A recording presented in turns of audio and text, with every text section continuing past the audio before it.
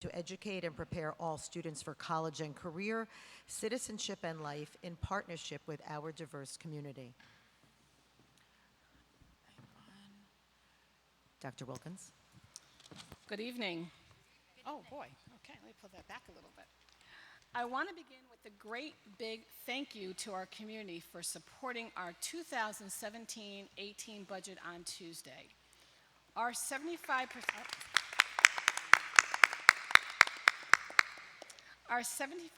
approval rate was the highest ever for our district in 21 years that we have held school budget votes.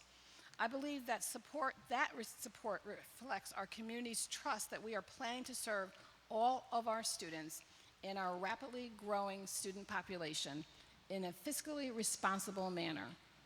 I want to thank Bill Hogan and Stephanie Primero for their work to lead us through the budget process.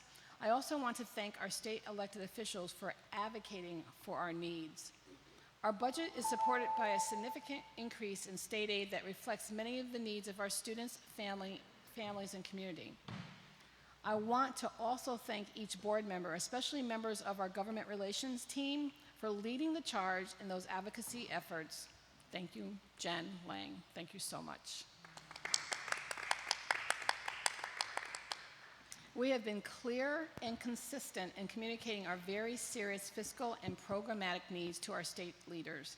This week's very successful outcome for our budget vote is a reflection of that hard work as well.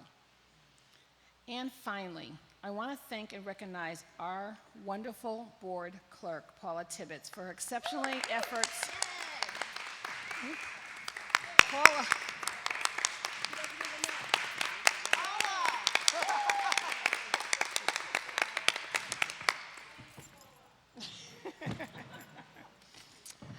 We want to thank our Miss Paula for her exceptional efforts to make sure our vote went off without a hitch once again. Paula's attention to details and her tireless efforts to operate another successful school vote is very deeply appreciated. So thank you. All right, we had a wonderful opportunity last week to officially open up our new swimming pool at Albany High. Our ribbon cutting ceremony was an exciting event for all of us as we celebrate the progress at Albany High and look to the future. It's beautiful. It will be just about 1 year from now that we are celebrating another important milestone, the groundbreaking for our first phase of our major Albany High rebuilding project. We are grateful to our community again for supporting the first phase pieces of our rebuild, the athletic field, the school's new roof last summer, and now the swimming pool. We are extremely excited as we look ahead to continued transformation of the entire campus. Along those lines, our Board Facilities Committee will be leading our continued efforts to engage our community in outreach around job opportunities and opportunities for minority and women-owned businesses on the Albany High Rebuild Project. This initiative is crucial and critical, and we are committed to it. We will be engaged in community outreach around those opportunities this summer, and we are looking ahead to additional community meetings and events beginning in the fall. I would like to congratulate 3 of our exceptional seniors at Albany High School who were chosen for this year's Scholar Recognition Program. Scholars from the Capital Region were recognized at the annual dinner and in a very special section in today's Times-Union. Our 3 scholars chosen this year are Eileen Beckett. Is it Beckett? Oh, I'm trying. I know it's Pat's daughter. I'm thinking in French pronunciation. Okay. Who plans to attend the University of Rochester in the fall. Very excited. Our next student is Nicholas Rosado. Nicholas has not finalized his college choice at this point, but he plans to play lacrosse wherever he goes to school in the fall. And our last one is Rwanda Hixlary, I believe that's her last name, who plans to attend Harvard University. So very, very excited for our Albany High 3 scholar chosen winners. It's exciting when our students get recognized, so my congratulations again. An update on our teaching residency partnership with NYU. And we are extending the application period for the Embedded Masters of Arts in Teaching Resident program until next week. We are also holding a second informational session program next Tuesday, May 23rd. The informational session will be held at Harriet Gibbons Student Service Center from 5:30 to 7 p.m. I encourage anyone in the community who's interested in finding out more about the teaching in our middle schools and high school, please attend. The EMAT program will train up to 15 aspiring teachers over a year of time, and they will be committed to being in a district potentially for 2 years beyond that.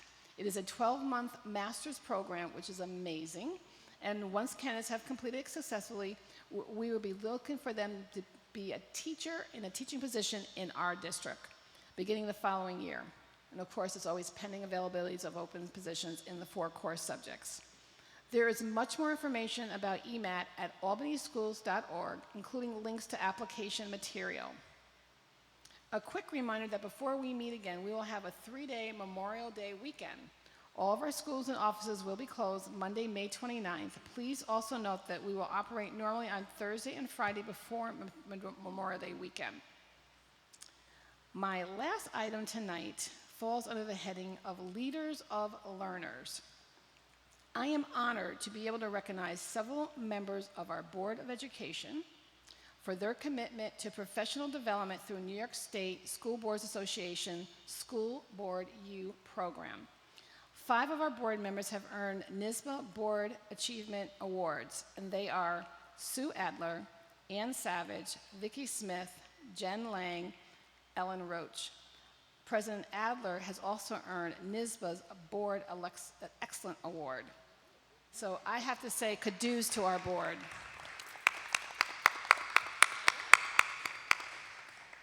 These awards signify the completion of advancing levels of educational programs specifically designed for school board members. These activities include the New Member Academy, Board Officers Academy, NYSSBA Annual Convention, legal conferences, regional workshops, district-level improvement programs. Barbara Morrow, NYSSBA Area 7th Director, had hoped to be here tonight to present the certificates in person. She unfortunately was not. I know, do not look at us like that, because this is really a big deal for us to have our board be recognized by NYSSBA. Unfortunately, she was not able to be here, but she does send a message.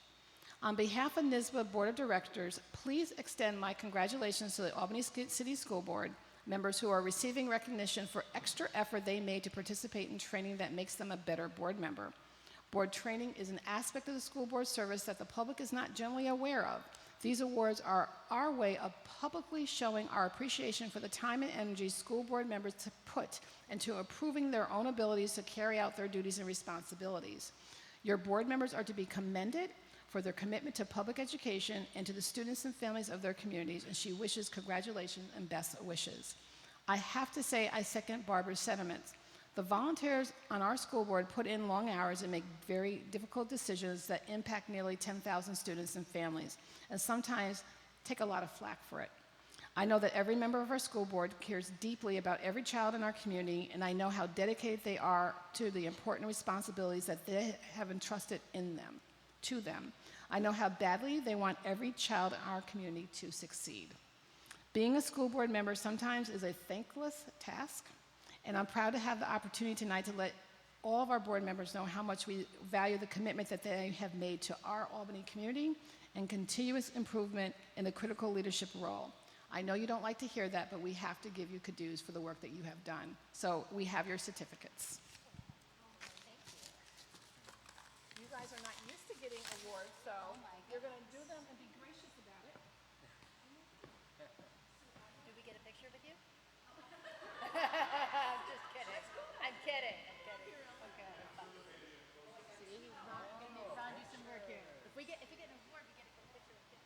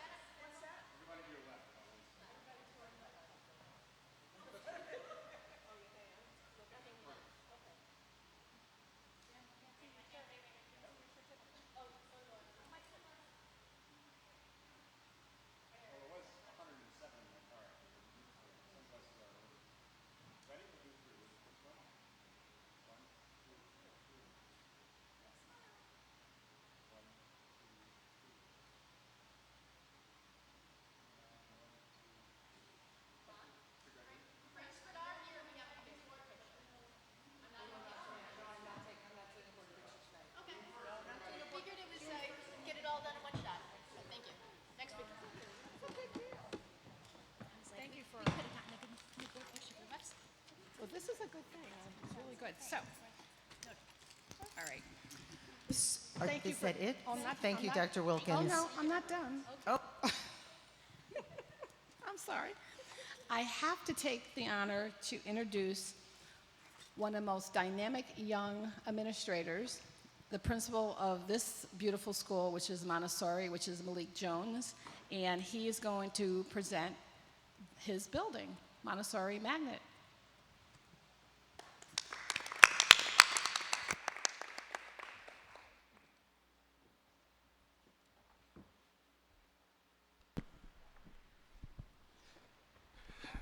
For a second, I was like, is she talking about me? Good evening, board. How's everybody doing? Good evening. Thank you. and congratulations on the baby. Thank you very much. I appreciate that. Thank you.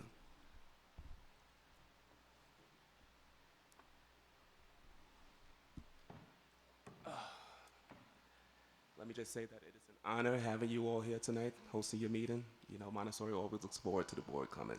I do apologize for the warm gym, but we'll get through it. Before I begin, I will just say a couple of things. I will start off by saying Montessori is truly a special place, not just a special place to work, but a special place for kids to learn. I have a lot to say, but I promise I know my time is short, so I will be very succinct, so just bear with me. We'll start with the mission statement. Montessori mission statement is to create and support the development of a responsible, culturally diverse community of individual learners through diligent work and adherence to the Montessori philosophy.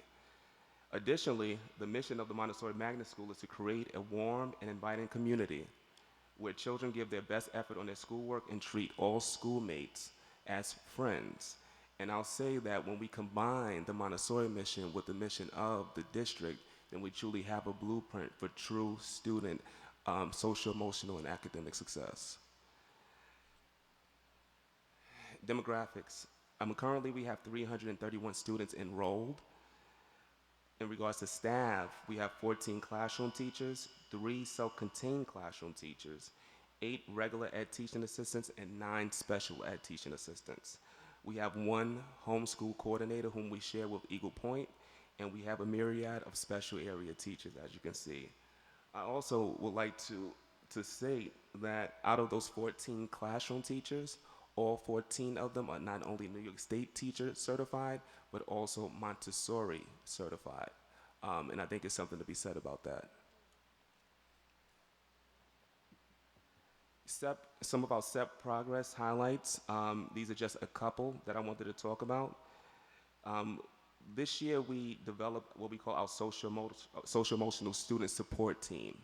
And just to kind of give you the background on the formation of that team, you know, a number of our students do very well on assessments, whether it be local or state. What we've noticed over the years is that there is or are particular groups within our building, particular student groups within our building, who persistently underperform on state and local exams.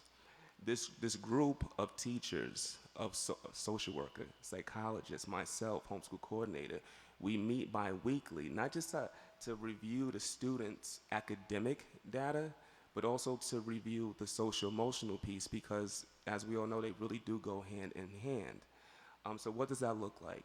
At these meetings, we take a look at each individual student, and this is in addition to the RTI team. We take a look at each individual student, and we pose some questions. What do we know about this student?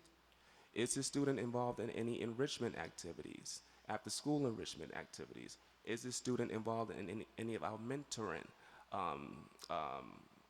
programs that we have here?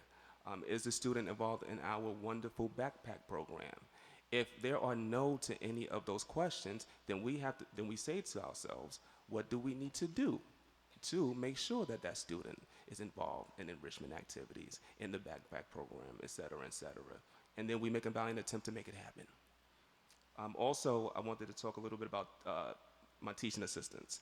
We continue to have discussions about how can we make our philosophy strong.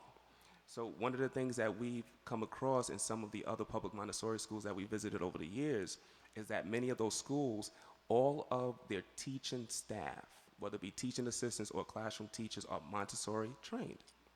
Obviously, that feat is easier said than done, but this year I'm happy to announce that we were able to put 5 of our teaching assistants through an online Montessori certification program. And by the end of June, 4 out of the 5 will have Montessori certification. And I think it's something to be said about having 2 Montessori trained adults in a classroom. Very excited about that. This year, we also saw the formation of our theme team. And the whole idea of this team of veteran teachers is to support Common Core and the connection to Montessori within the classroom, and also to serve as mentors to those teaching assistants who continue to go through the certification program. And now for the fun stuff, celebrations. Love celebrations.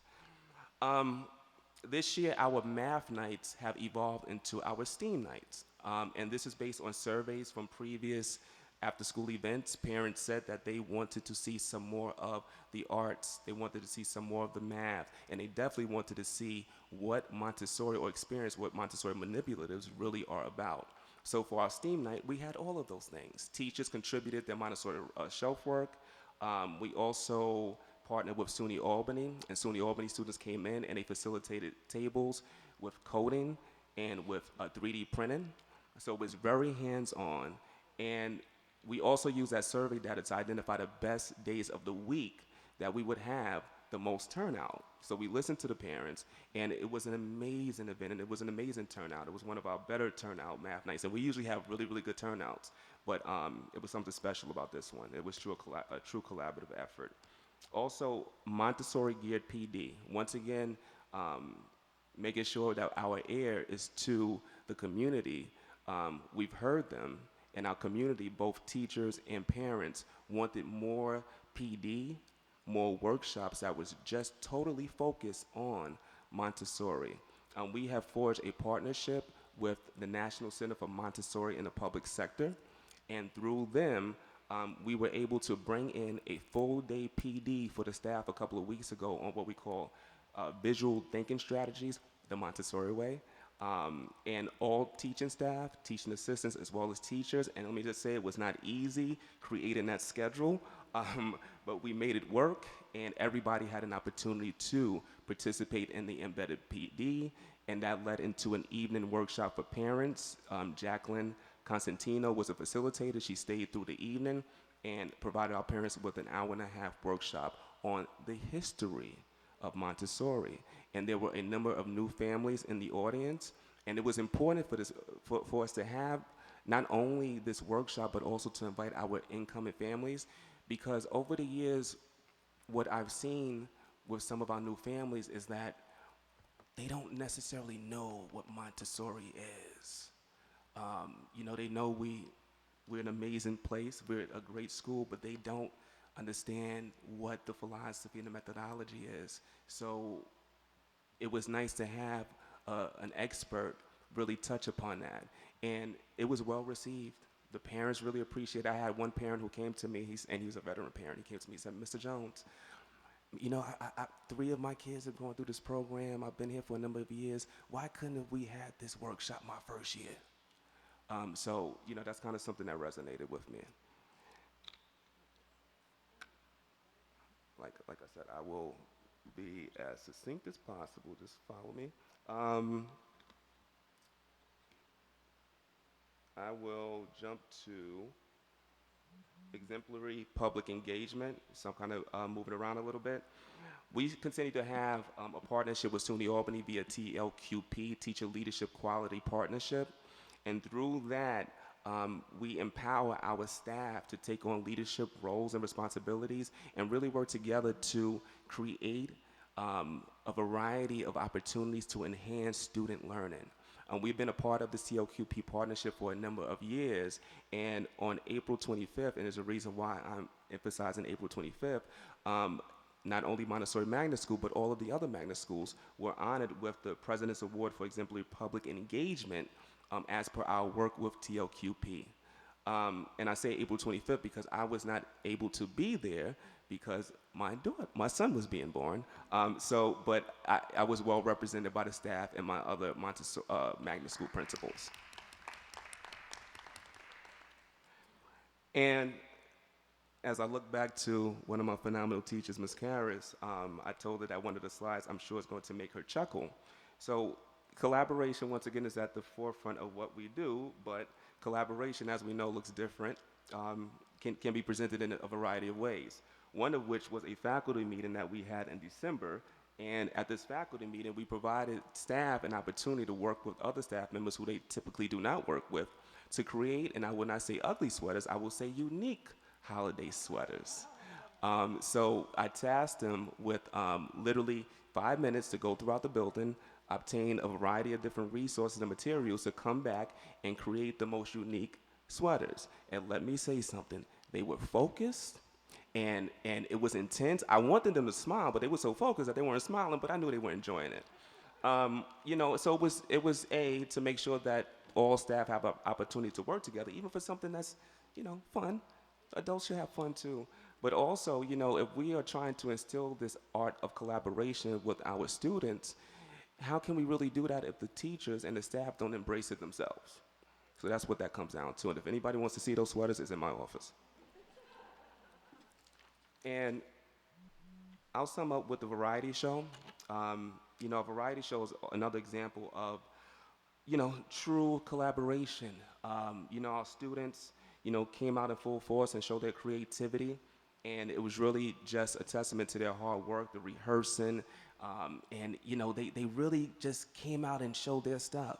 But the variety show would not have happened if my parents did not dedicate their time and energy for many evenings facilitating rehearsals and really putting this whole thing together.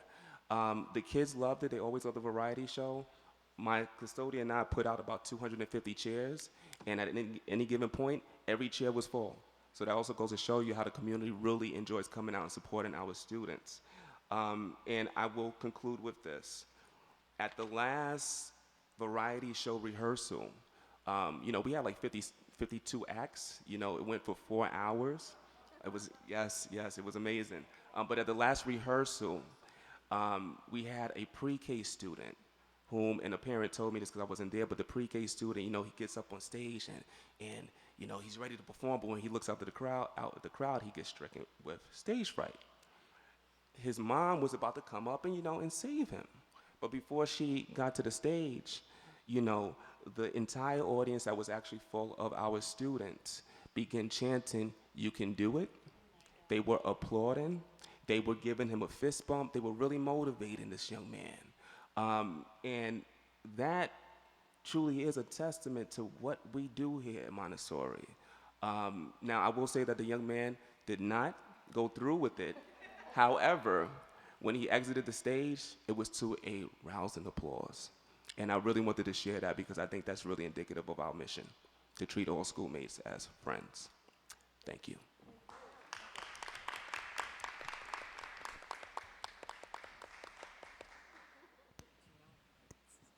Thank you so much, Mr. Jones. You have made a tremendous and indelible mark in this school, and it really is a testament to your leadership. So thank you so much. So I just wanted to thank Mr. Jones for his last presentation as principal of Montessori Magnet. Most people know this is where my children attend school. And I thought that the board would like to know that at the spring concert on Tuesday, Mr. Jones was given a standing ovation, right, as well as the children, but really for Mr. Jones for all the good work he's done here. And so while the community wishes him the best of luck with his next adventure, there is definitely a tear in everyone's eye as we watch what happens next. So thank you very much.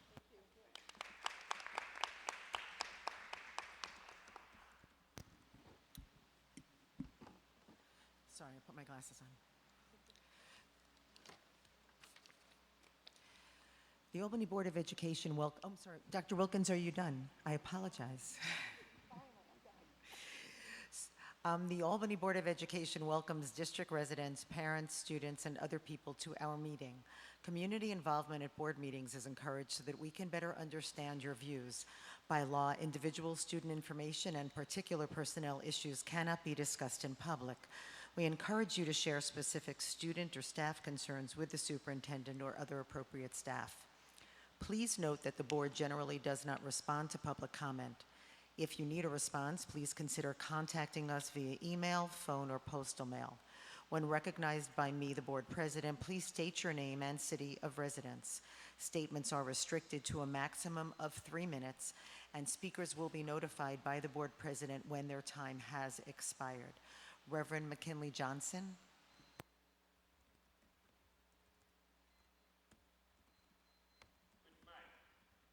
Either one. Just make sure it's on. Good afternoon to the board and to the principal, not the principal, but the superintendent, and all the board members. I want to say thank you for all the good that you do, how you help our children in many ways. But I'm specifically here in reference to the note I saw to terminate DAC. DAC is that consultant group that was hired by you guys to help us get more minorities involved. I looked at the letter that you sent them, and it was just plain. Didn't say why, didn't say for whatever reason. Then I looked at the note that you had on Mammy, and you gave a whole lot of reasons for termination. Why is there a difference? What have they done? What have they not done? And have you talked to them and shared along the road why you were unhappy with their performance? Did you take time, if it looks like it's something you could have assisted them to help them meet all the goals that you objective? This really smells. It don't smell good. I'm kind of concerned. I've been in Albany for, I will be this year, 80 years. It's been here all my life. I raised my children here.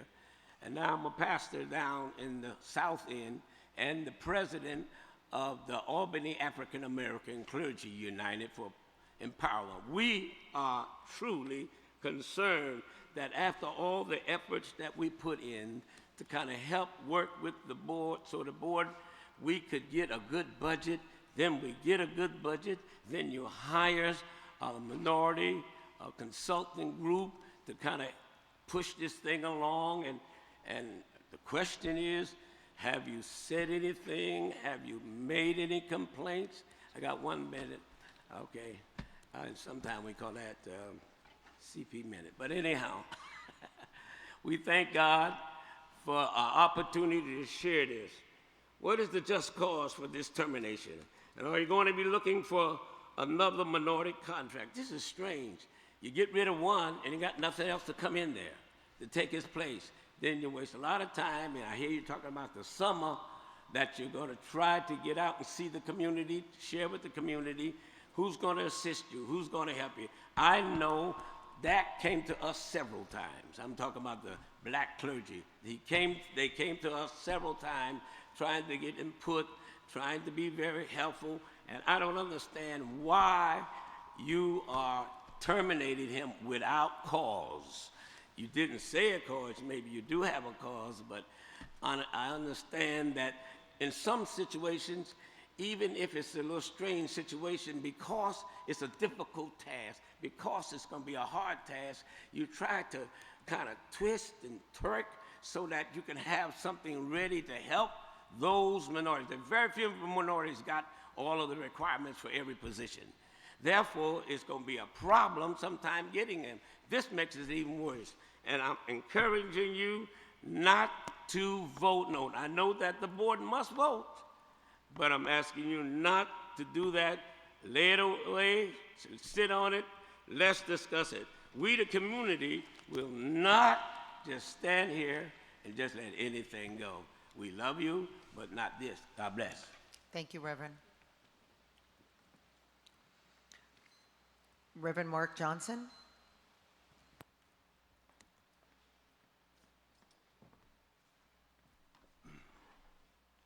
Good evening, and thank you for this opportunity to share my public comments with you.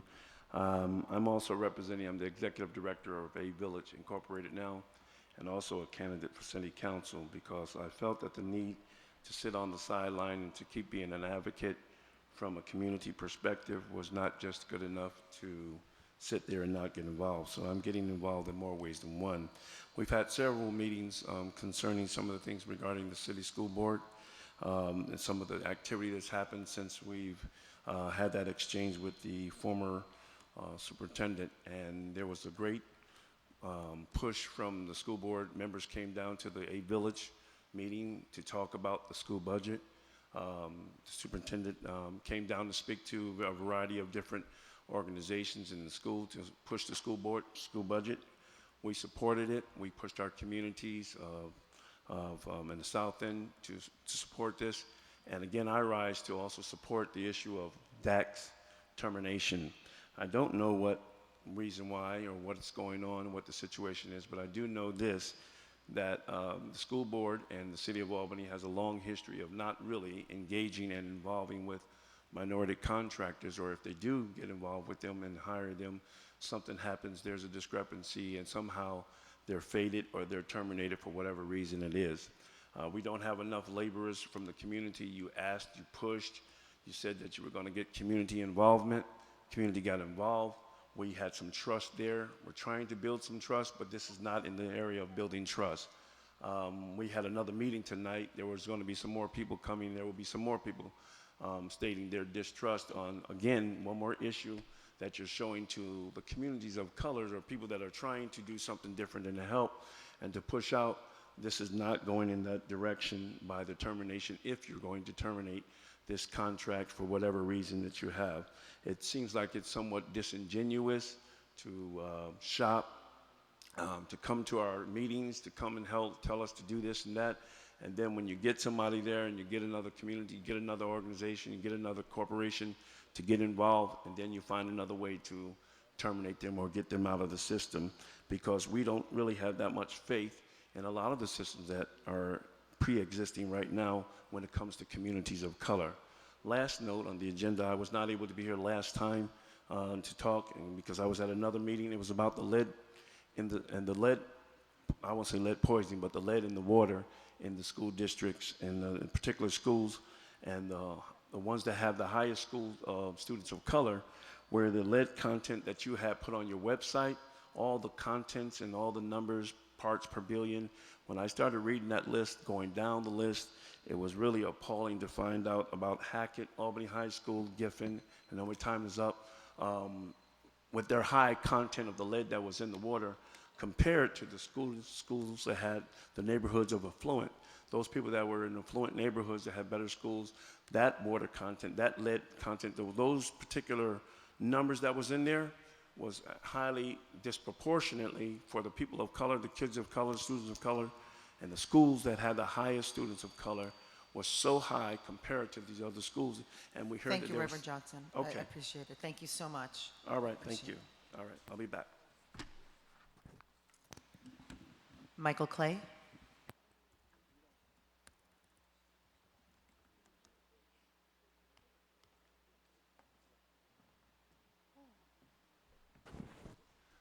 Good evening, Board. Michael Clay is my name. I'm a lifelong resident of Albany. I am also a senior director for the Dormitory Authority State of New York, where I oversee procurement as well as minority women-owned business. DASNY's footprint is in over the entire state, from Buffalo to Staten Island. I think the Board is familiar with what DASNY does.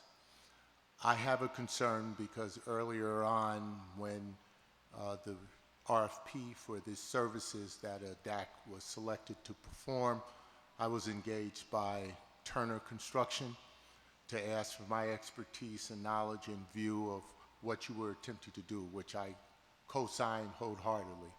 I had even had conversations about whether or not DASNY could participate to help the Board in some form or fashion, because my division, that's what we do.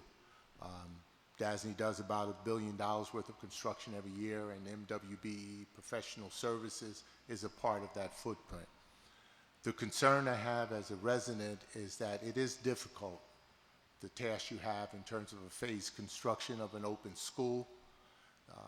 the amount of work and coordination and trying to do your fiduciary responsibilities of opening opportunities for not only businesses, but also use this as an opportunity to provide employment opportunities for residents of Albany.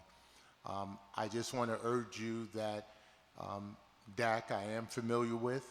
They have worked for the Dormitory Authority. They have performed.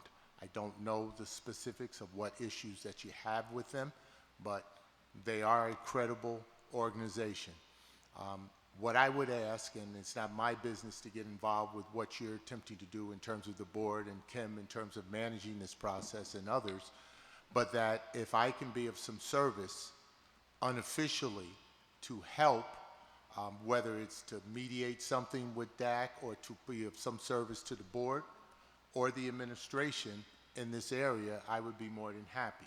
I live and work here. I don't get an opportunity to perform too many projects in the Albany area. All my work is outside of Albany, unfortunately. So because I live here, I see the contractors, I see workforce, I know the superintendent and Pastor Mark, and I know there are a number, the unemployment rate is very high here in the city of Albany among black and brown and yellow. So whatever we can do to work together, I think makes good sense.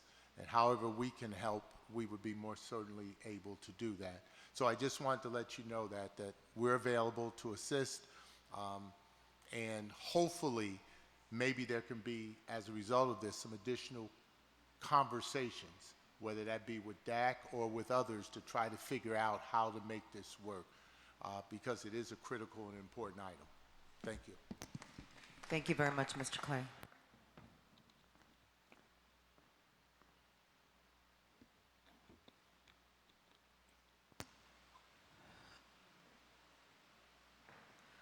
Can I get a motion to accept for routine consent, please?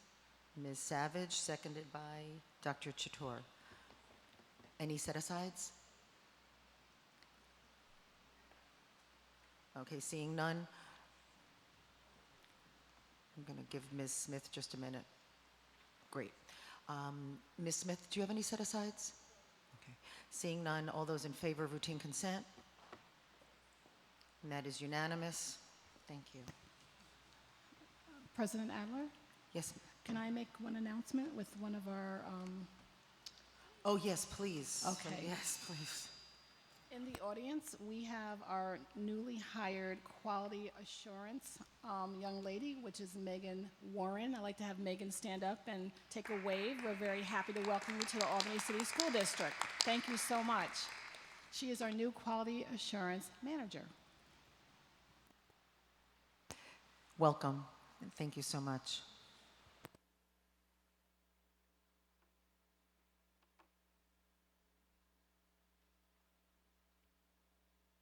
I apologize, I just got an error thing when I tried to get on the next item, so give me a moment.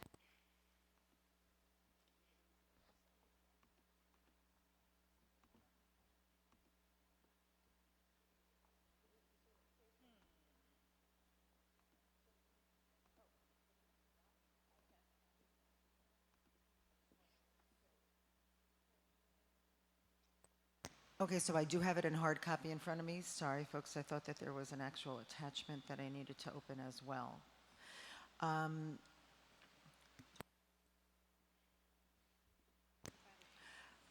I'd like to get a motion to certify the canvas. The canvas is as it reads up there on Proposition 1 for the budget, 2,163 votes yes, 738 votes no, for a total of 2,901.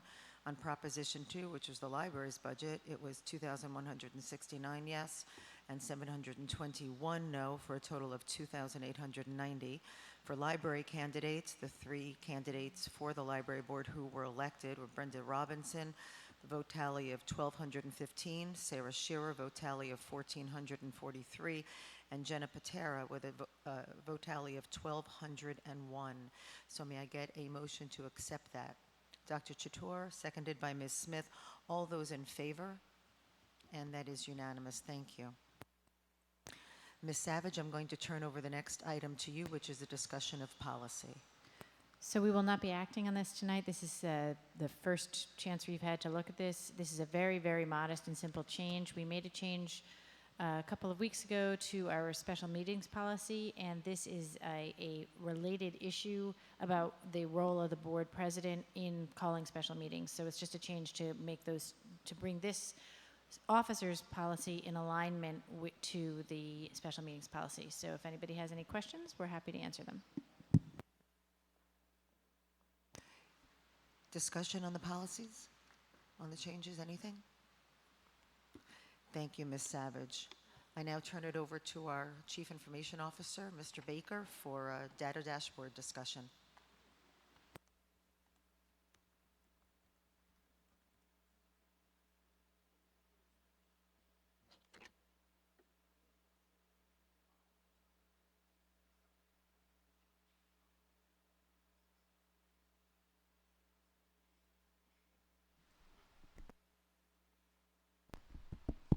Am I just a low talker? Okay.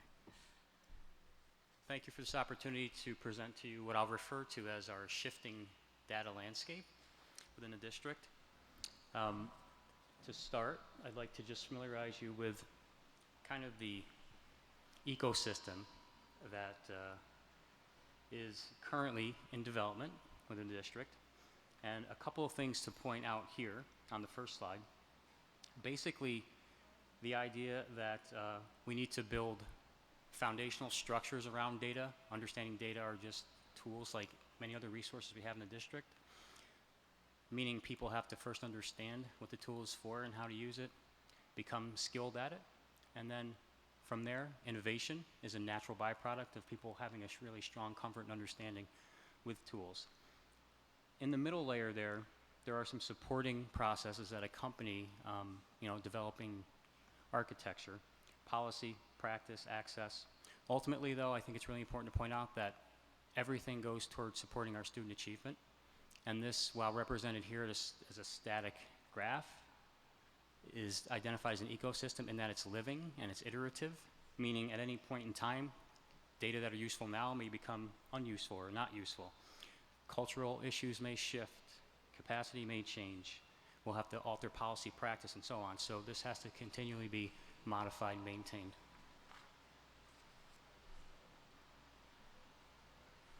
So some strategic goals around the data landscape. I'm going to try to parse out kind of the key elements here, but one thing to understand is that as we are affording our users access to data, at this time we are simultaneously providing access and also building capacity. So it's kind of a really significant lift up front in that I don't want to say we're building the plane and flying at the same time, but there is a lot of simultaneous work. And to that end, we're focusing right now in terms of capacity building really on our building leaders. They're the instructional leaders.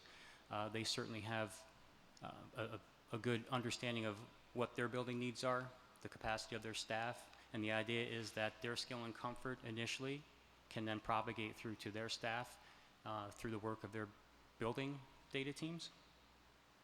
Ultimately, though, what we're working toward is shifting from what I'll refer to as consumers of data, which is what I think most of the district is now.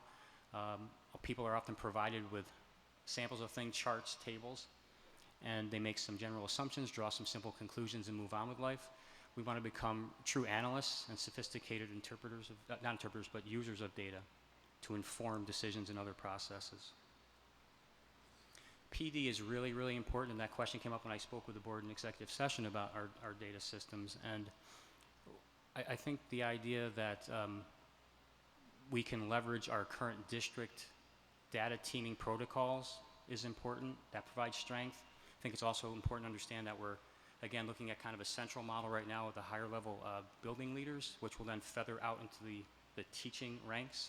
Right now, most of the systems that my office is putting together are really more global and aggregated, and some of the teacher components are going to be our next phase of development.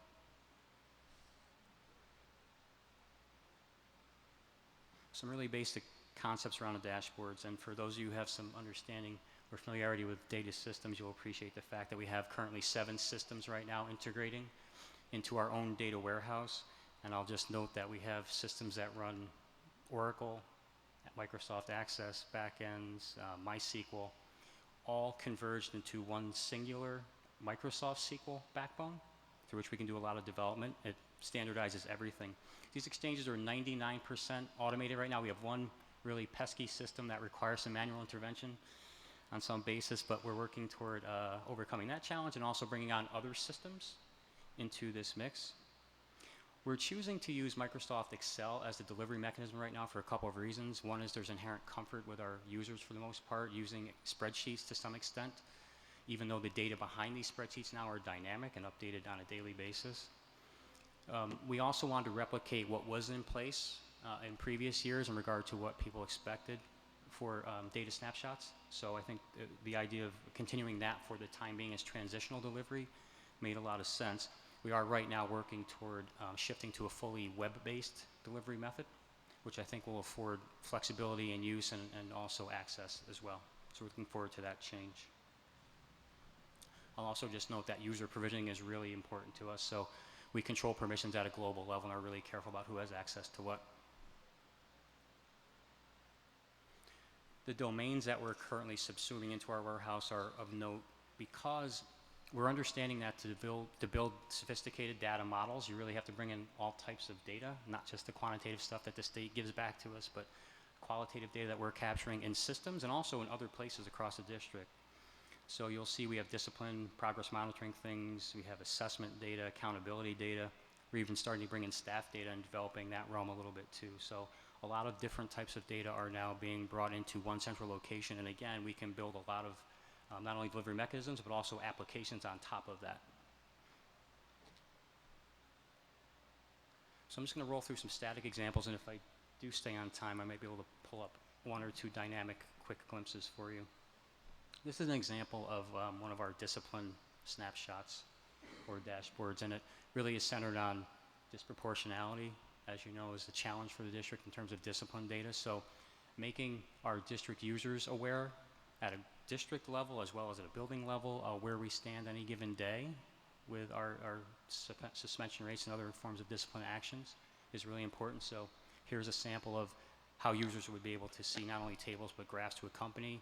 And I'll point out again, these data are all dynamic, so if they want to take advantage of customizing a view by changing a span of dates or ranges, if they want to look at a particular subgroup, as soon as they invoke those changes, the graphs and the tables update immediately. Another example, this one just incident analysis, drilling down to what types of things are going on. This building snapshot is a really, I think, quick and handy reference for our building principals in particular, keeping up on trends in the building related to enrollment, attendance, very basic high-level things, even their current accountability status from the prior year, and some benchmarking information related to our internal interval assessments as well as state assessments. Example of some attendance trends.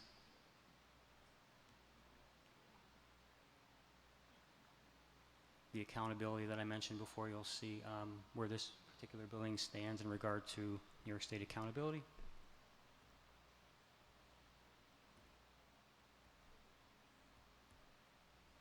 NWEA, which is our benchmarking and internal system used for growth, local growth.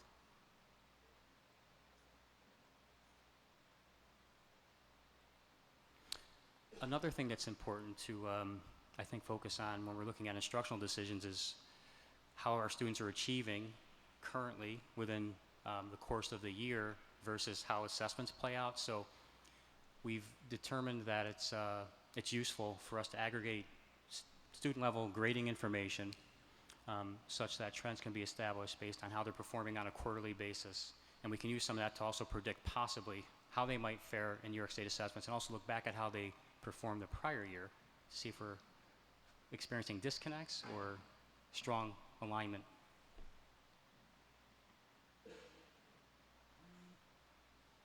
Another area we're really starting to get into is I'll call predictive analytics, and I'll point out a couple of things that I should have done up front. One is our data coordinator is extraordinary and brilliant and has an amazing background in analytics, informatics, and other key areas around metrics. But we also have the opportunity to work with a professor from SUNY, psychometrician, who has helped us internally understand a lot more about what predictive analytics are. So I think we have a really strong, small team at the moment helping us toward this type of work. Just an example of trying to place students, which has always been a challenge over the years, who should be in honors perhaps, not in honors, other types of course placement decisions. So we're aggregating information that's important to the building staff to understand in one place. They can look at it very quickly and easily to make decisions. And this is one of our more complex templates right now. It's the at-risk indicators. We have an elementary level and a secondary level. This tries to put together a composite view of the students, which is really, really important in predictive analytics. You'll see we bring in things like demographic data. There are certain variables, unfortunately, that are beyond anyone's control that have bearing sometimes on student achievement. So we have the demographic realm. We have, as you can see, also some of our assessment data. We have current credits. This is the high school version. Our NWEA internal metrics and some other things. This spreadsheet, if this one I can show you live, goes about 50 rows over. But the long and the short is there are several calculations behind the scenes. So you can look at someone who's at a high risk based on any one of those discrete domains or in the aggregate as a risk. And again, we're working with our psychometrician to continue to polish this formula. And we do put on our actual documents all the calculative rules that are associated with some of these things to give people an idea, as well as a full data dictionary, which I think is important for our users. So here are some development directions, and I think I've touched upon most of them along the way, but I'll point out one thing we're focusing on that's really important too is reducing the task or the tedium associated with what teachers have to keep track of. If we can automate that, we're doing that as much as possible. So we're learning how to pre-populate a lot of things that they're responsible for tracking over the course of the year and getting really strong reviews from that, as you may imagine. We're also looking to extend that, not only pre-populate and automate some of the work that they shouldn't need to do, but we're also looking at ways to allow them to collaborate amongst themselves and share data in a responsible way. Of course, I want to continue to point out that we're working on data protocols and policy or business rules to support that. The next big move for us right now, I mentioned we're in development for the web version of the dashboards. That's a beta at the moment. I'd still like to launch it this year. It will definitely be a hard launch for the fall. I'd like to have something though stood up, preferably before the end of this year to give people just a taste of what we're looking at. The other thing I really like to do is to integrate into our new web presence some public-facing dashboard components. Certainly they'll be talked through at cabinet and other levels to make sure we're putting things out that are appropriate. But I certainly think it is a big, strong step towards transparency with our public and community. And the last thing, too, is we are looking at developing more in the realm of staff metrics to support decisions internally that are related to our students ultimately as well. I'm not sure where I am on time, so. You have, first of all, we're great on time, Okay. and second, we could listen to this extraordinary improvement and just great watershed moment for the district for longer. So if you're done, great. We'll go on to discussion and questions. If you're not and you have some more that you'd like to share, that's fine too. I think the less of me talking and more demo might be beneficial. I do have a couple of examples kind of queued up. Sure, so. that would be great.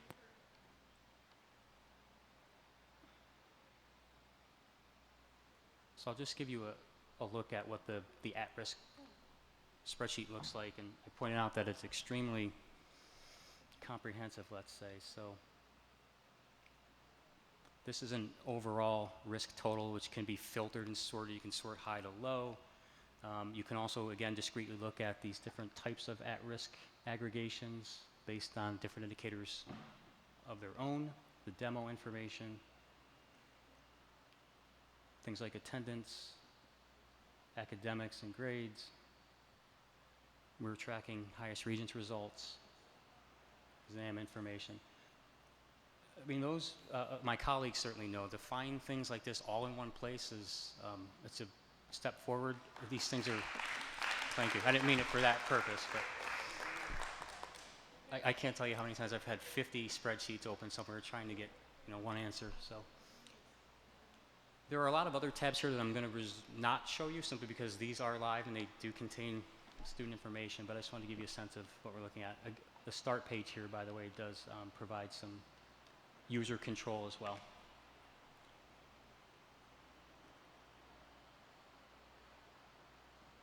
This is one, too, that's really, I think, helping to move things forward a bit. We're understanding how important it is to progress monitor, not just the compliance things that we have in place, DSIP, SEPs, but also the metrics that are leading to us getting schools out of receivership. So we've worked very closely with the high school this year and developed this building metrics worksheet, which is, again, dynamic up to the day, so to speak, and provides for them their current status relative to all these key indicators, and not only this year, which I'll scroll over, but also the previous 2 years, so they have a sense of overall or longitudinal progress, as well as where they are now. If you could just, Mr. Baker, if you could just talk a little, no, not stop, a little louder Oh, into I'm the sorry. mic because you're competing now with the thunderstorm. Okay.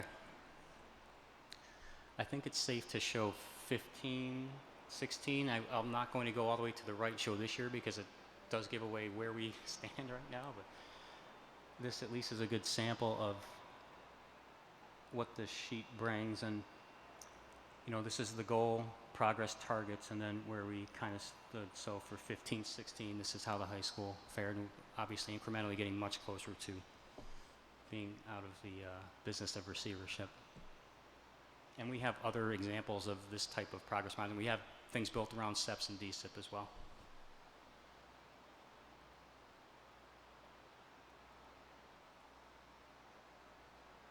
And this is just last example I'll show. This is honors criteria. I'd mentioned how important it is to bring together in one place for those who have to make decisions about student placement, things that have bearing on not only the future potential of students, but also what they've done before or what they are lacking, so to speak. So this sheet does bring together individual student level information, and then again a whole host of other metrics that are associated with their performance and achievement levels on assessments, coursework, and credits, and so on. So we also are beginning to roll in some of the qualitative data associated with discipline, and also teacher comments are another thing where that's a little trickier. Those of you who've worked with data, parsing out text from certain fields and making that part of a data set is a little challenging, but I think we're making progress on that front.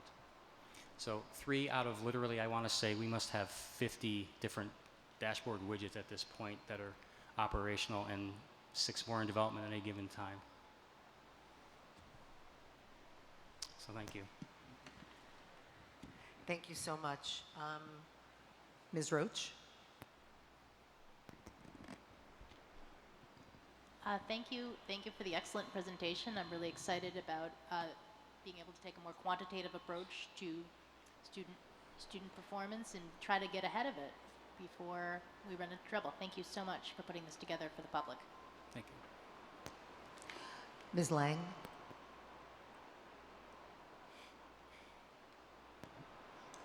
How many predictive indicators do you use, and is that across the board, or are some students put into more, less, or how does that kind of depend? It what's depends the on best practices, I guess, for those breakdowns? I think it would depend on what we're trying to predict. So I'm going to use the at-risk indicator as one example. And since that is helping us to make decisions about who may need certain support in certain areas, we're looking at things that are proven to be inhibitors to learning and success at times. So that's why I mentioned demographic. And unfortunately, things like socioeconomic status have been empirically proven to be inhibitors of student achievement. So we use whether or not they're poverty, economic disadvantage or not disadvantaged. There is also unfortunate empirical evidence that students of color tend to trail in terms of academic achievement. So race is not one of our metrics in that at risk, but we do allow for that subgroup aggregation. We look at ENL status, which is also initially an inhibitor at times to achievement, particularly on student assessments, unfortunately, state assessments. So we look at things that are demographically typically beyond a student's control as one domain. We then look at if it's academics, course averages, failures over time, the retaking of courses. We look at assessment outcomes, the number of times they've taken exams, particularly Regents exams and those kinds of things. So there is not one prescribed set of metrics that are associated with every predictive schema that we have. It really depends on if we're trying to predict success in an honors course versus a general at-risk issue for a student in terms of getting out of high school. It could be discipline predictive analytics that we're looking at. In that case, we would look more at the domain of things they've done in the past, the types of incidents, the frequency of incidents, the time of incidents, perhaps the days of incidents. You'd be surprised at how many trends you'll find and things like that. Every Friday between noon and 2, the student has a particular type of issue. Those are things that are really illuminating. So it really does depend on the goal, I guess, of the analysis. Dr. Chatur. This is amazing. Thank you. Yeah. Does this also tie in with Power School? Yeah, so the systems we have, one of the 7 is PowerSchool, of course, and that's kind of our mothership of data systems. So at some point in the not too distant future, would it tie into the parent portal of Power School where the dashboard, and as a parent, here's my child, and they are in this percentile, so you know how they're faring.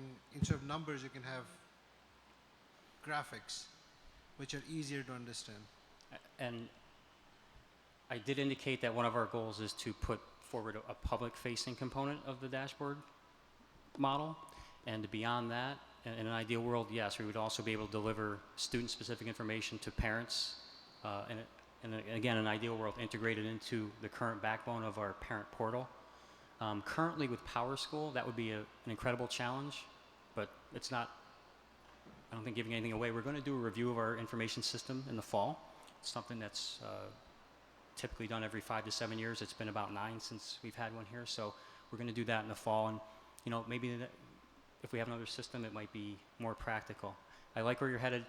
I'd like to get there myself. I don't want to give you misinformation to say, yeah, that's something we can do, because I don't know if we can do that right now. Thank you. Great job. Thank you. Ms. Smith. Thank you. I just wanted to go a little bit beyond the wow and amazing to say that I think this is exactly what we need. And I feel like it is one of the greatest things since sliced bread, and we're finally arriving to the 21st century. And that's not to criticize where we've been, but it's to say this is exactly what we need. One of the things I wanted to ask, I'll try to be two comments. One is I'm terribly interested in the PD around this. And I wanted to know, though, are there, for the various users, are there certain controls so that as a teacher I'm going to have access to certain things but not everything? Yeah, just confidentiality. And then I think a part of that is, I'll let you go with that. So the PD component, I'll just try to give you a general approach to how we're conducting that now. We are focusing primarily on building principals, taking deep dives with them at appropriate levels, in that the elementary realm is different than the secondary realm versus even middle school. So we have very deliberately spent time with elementary principals in their element with their information, working through it's classic instruction. We've used guided practice, the full instructional model with them. In fact, 2 weeks ago, we spent almost 3 hours working with them with their data, answering real questions, trying to prompt them to ask their own questions and become innovative. It's a process, like I said, and it's important now that we actually have universal, common, accessible data, because until you can do that and promise that, you really can't move forward globally. So we do have that, and as I said, we're trying to stay a step ahead with PD. And again, the idea is that the principals, as their comfort grows, they will naturally bring back their expertise and ideas to their building data teams.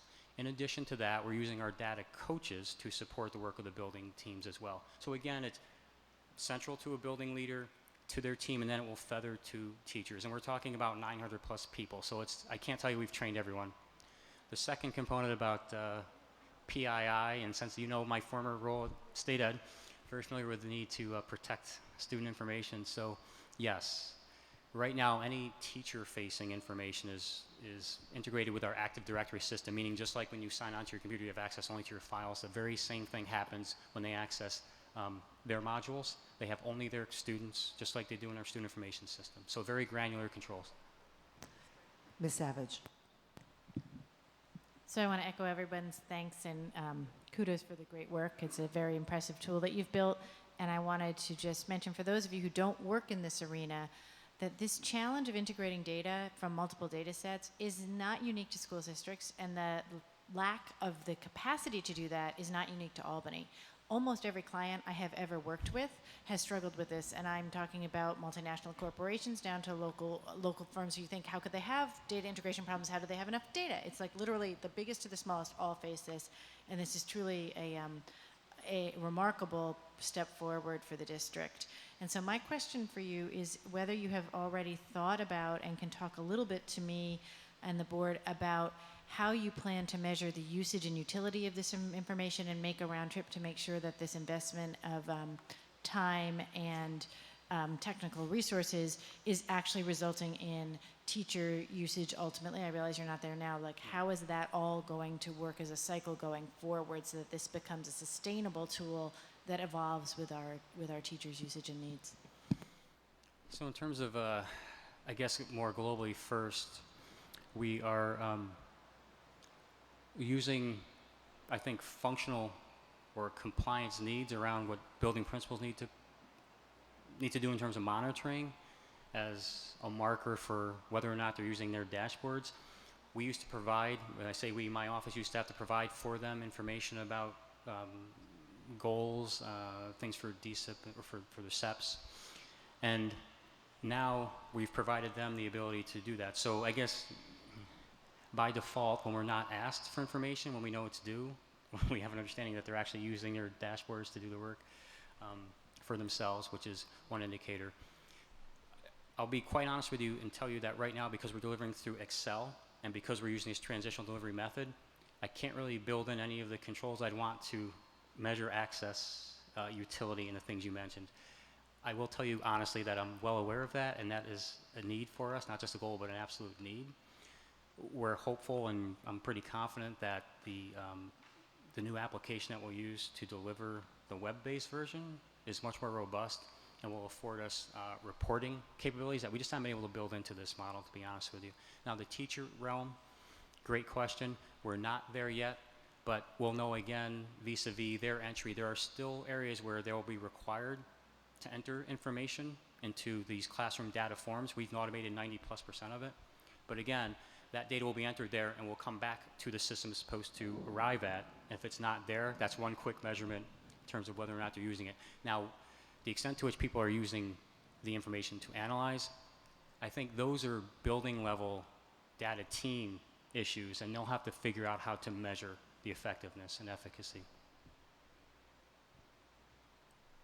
So so I'm echoing what everybody else said. And I know we've said this, Jim, we first learned about this, and that's why the whole board wanted it done, in public when you first presented it to us, because from the time I got on the board and even before, certainly DDI was everybody talked about data-driven instruction. And the challenge in our district was how you use data-driven instruction when we not only didn't have data, but when we got data, it was so far after the assessment was done, and that would be whether in-classroom formative or summative assessment, that it was really hard to have teacher expectations for using data if we didn't have data.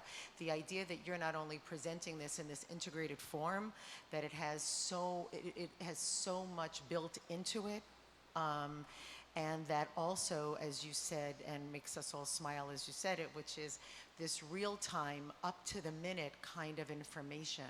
Because I see Dr. Brandon in the audience, and we certainly remember a time when people were actually handwriting in things. And then we were told at the, at the information level in the district that that we had nothing that talked to one another, and everything would have to be handwritten, and then somebody would have to sit and code it and sort of put it in. And that would be prohibitively expensive. So this feels like all of a sudden we somehow moved into the space age.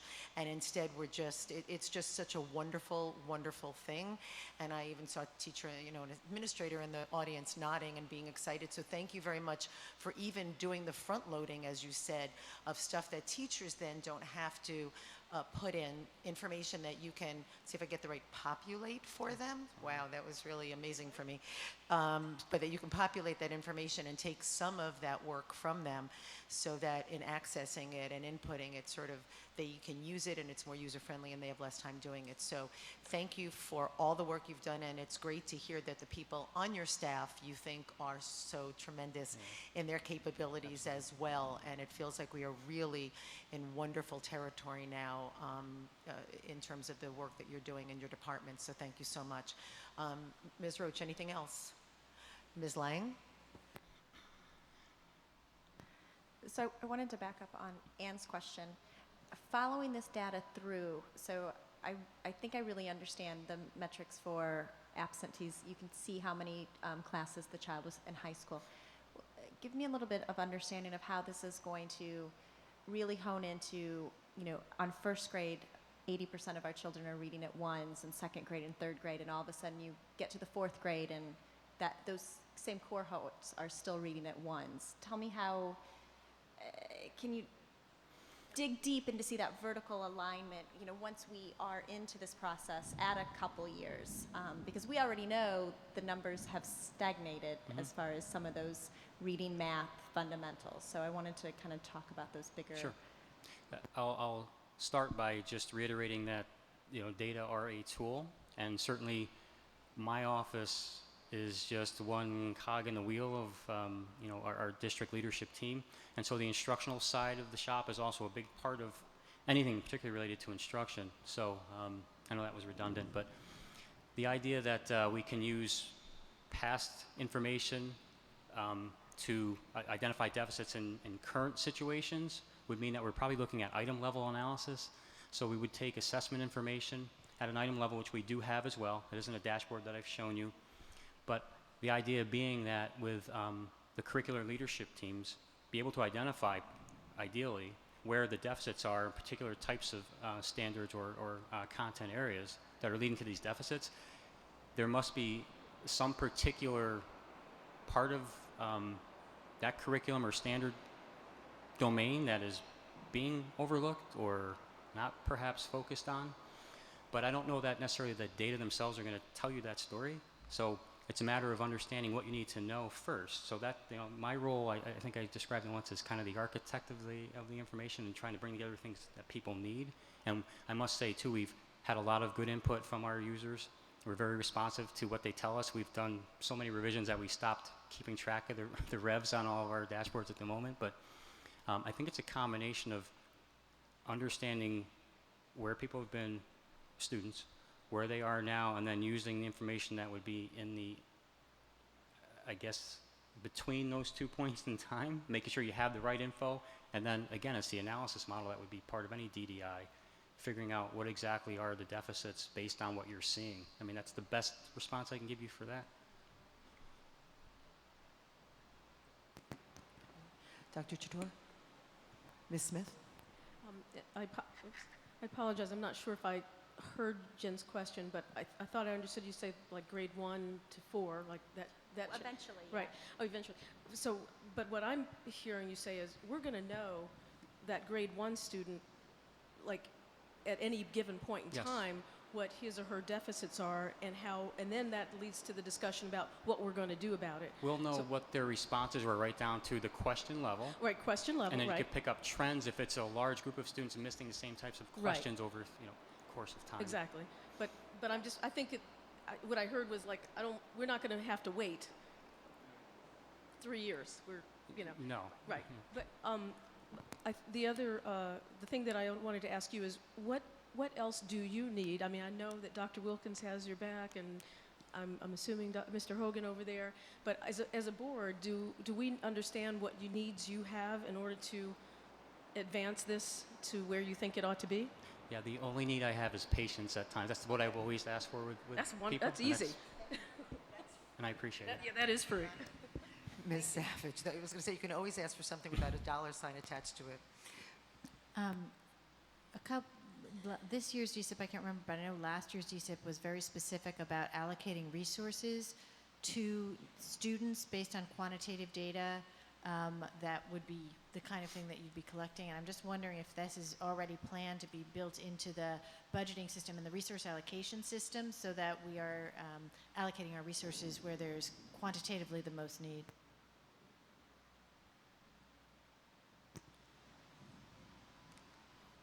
There's a certain amount of money that comes with your plan.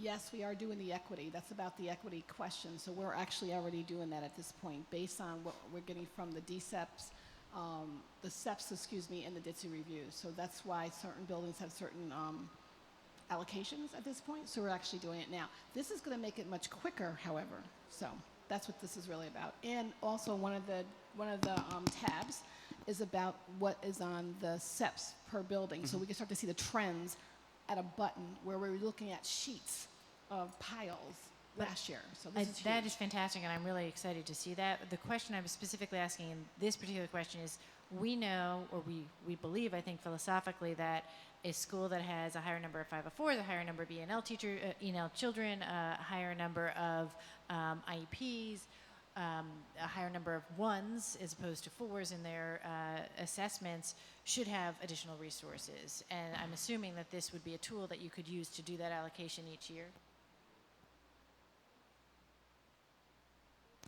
Thank you so much. So we are up to the lot. Ms. Oh, Sadler? Yes. Can I just say also that this is amazing where we are. He has been here 9 months, and this is where we are to date. That is amazing. So I want to say thank you to Kent and to Tricia Wolf.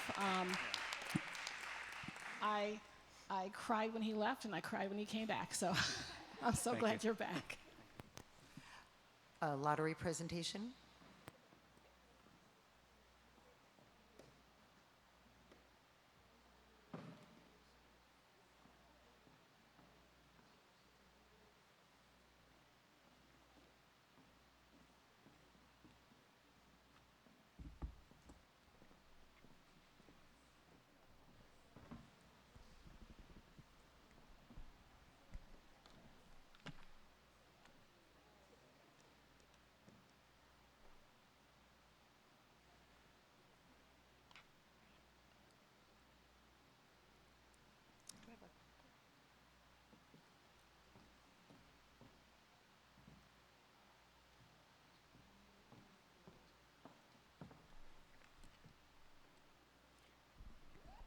Good evening.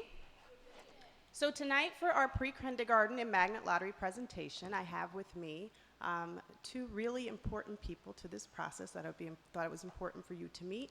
I'm not going to put them on the spot to lead the presentation, but in case there are questions that they can specifically answer, they'll be available this evening. So I'd like to introduce Cora DeRocher. She is our magnet and lottery administrative assistant. She dived into the job and learned all about the joys, tricks, and trade of the lottery system for pre-K and magnet, and she's done an incredible job learning and understanding the protocols and paying very close attention to detail. And of course, you all know our Director of Early Childhood, Melissa Hasties, and she plays an integral role because the pre-kindergarten and magnet lottery have some very different nuances, and so we keep in close touch with Melissa throughout the entire lottery preparation process. So without further ado, I don't have my glasses tonight, so I'm not reading that. So the goals of our pre-kindergarten lottery are to just provide equal access to our pre-kindergarten programs. As you know, that we have programming in both our elementary schools, our magnet schools, and our community-based organizations. In the past, we've had more applications and seats available. With our increasing grant funding, we've been able to increase the number of seats that we've offered, and now it is our process just to use the lottery to fill those seats and allow parents choice. The goal of the Elementary Magnet Lottery is to provide choice and equal access to families to 3 really theme-based or specialized programs. And again, more applications, there are available seats, and so this allows us to have an equal process for accessing that. The funding source for the lottery comes from the general fund. When it began in the early 90s, it was magnet funded for the magnet portion of it, but now it is something carried in our general fund. The majority of it goes to our clerical staff support, but we spend $10,000 on our contract for Joe White, who conducts the lottery and also supports us throughout our monthly lotteries that we do to keep filling the magnet schools, and provides any data that we need to be pulled from his database.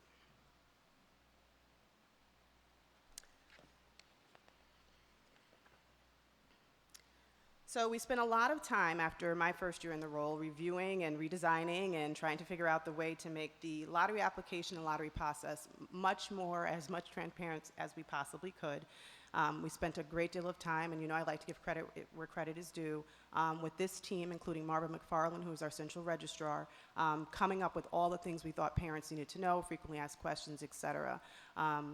Lisa Angerami is always on it when it comes to getting our lottery stuff out together and giving us our deadlines, and so she came in and made it even more sense-making and clear, and we even had some board members who are familiar with the process contribute to some really important information, resulting in beautiful application booklets that provide information to our families, with our real goal being for them to be able to make informed decisions.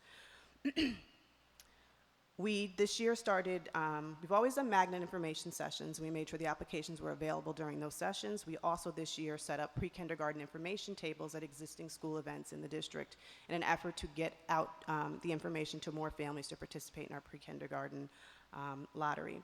We are reflecting and revising on how we can make that more meaningful and to get out into the right spaces to get to parents, but it was a good first attempt on our part to get that information out. One of the big changes this year is that we added the dual language program, pre-K through 5th grade, to the lottery process, which resulted in us increasing the number of choices parents had available to them when they fill out their lottery application. In the past, it has been 3 choices.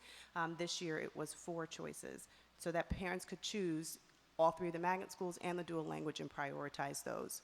When we spoke with Director Hasty, she agreed that that same option should be available to parents for pre-K with over 20 options to give them more choices in what they're able to select. As a part of the application process, families need to identify if there's a sibling in the school for sibling preference. And so I'll talk a little bit about sibling preferences. Simply, if you have a sibling who is already in that school, you have preference over everyone else, and it actually impacts how the lottery numbers are drawn. We also use addresses in the application process to identify neighborhood preference. And neighborhood preference for magnet schools is, I want to get this right, half a mile radius around the magnet school. We do not offer neighborhood preference in our community-based organizations, but we do offer neighborhood preference for our neighborhood or attendance zone schools, and that's determined by their attendance zone. So how the lottery is assigned, because it's often a very important question for the public, is those with sibling preference, those with a sibling already in the school or program, get first choice assignment. Next, we pull the names of students who have neighborhood preference. And then finally, all other applicants are randomly selected. So it's really important that parents understand when they're selecting their lottery choices that they choose the school or program where they have the most preferences, because by the time it goes to the second choice, those preferences really don't apply anymore because everyone else has gotten into those first choice sites. So we host a public lottery at Toast Elementary School, and our lottery associate puts the big screen up, presses a button, and it's done. And then Melissa, Cora, and I run around and try to tape everything up to the back wall so that parents can see where they got accepted. Then we go back, and Cora and Joe produce a letter for all families, letting them know if they were accepted, if they were waitlisted or placed in the wait pool. So here's the fun part. So we have a waiting list for pre-kindergarten and a waiting pool for the magnet schools. In the past, we've done a waiting pool for both, but last year we shifted to a waiting list for pre-kindergarten. The importance of a waiting list for pre-kindergarten is it allows us to enroll students immediately when they come in and apply after the lottery has run. A waiting pool, although we believe it to be the more equitable way of going through the lottery process, takes time. We have to wait at least 3 weeks to go through the assignment and claiming of seats, which means you wait 3 weeks to place a child in school. And waiting 3 weeks to get into pre-kindergarten, in our mind, is not what we want to promote in our district. And so we moved to the waiting list knowing that we would create 2 separate systems. I can call you Ann because we're at a circle one. So Ann, Ann last year or earlier this year asked about, why keep the waiting pool for magnet schools? And I just think it's important for everyone to know that the waiting pool, what it does is, it levels the playing field. So whether you're the first person who comes to sign up or the last person that comes to sign up, you have an equal chance of getting into our magnet schools, and thus an equal chance of creating the diversity that we want to see in our magnet schools. And you're not penalized by being in a waiting pool by being left out of school, because you have a neighborhood school that you can attend until you can get into the lottery. So although we like to make the lottery process as the least confusing as possible, we really felt it was important to hold on to the waiting pool to support that equity. We conduct monthly lotteries. For the magnet schools, we do that until December. And for the pre-K, we do that through May. So again, I talked about some of the nuances and difference between the pre-K and magnet. Again, the difference with pre-K is we are grant funded and we have to keep those seats full for as long as we possibly can. And also, when we roll from pre-K to kindergarten, we automatically add 6 seats to every class section, so we always have seats that we can offer in our neighborhood schools. And so we just feel like it's important to stay in compliance with our grant work and be able to keep those seats filled. With the magnet schools, it is different. We do stop enrollment. Our last monthly lottery is in December, and that is because whatever numbers we have in those seats at that point in time, we have to roll over and predict what is available for the lottery for next year. In the past, it may not have been as big of a deal, but definitely for this year, where we committed to being transparent with families about the number of seats available in each program, it became critically important that we stick to that deadline so that we could say with confidence, these are the number of seats that will be available. Yes, we could always add more students left, but we definitely did not want to take away from the number of available seats that we told our families would be there. So parents have a 3-week window to accept their seat, and this was so interesting to me last year, as poor Jennifer Mercury, our previous administrative assistant, who's still with us, thank goodness, made over 350 phone calls to parents who had yet to claim their seat. And I said, this is insanity, we will not do this again. And so our lovely friends in the technology office, we had a conversation about the automated calls, and we transitioned to that system this year, and it is not without its glitches, but it doesn't have her making 350 human calls. The biggest challenge is it does give people a bit of a panic attack if they get a robocall saying that you did not register for a seat and they went yesterday.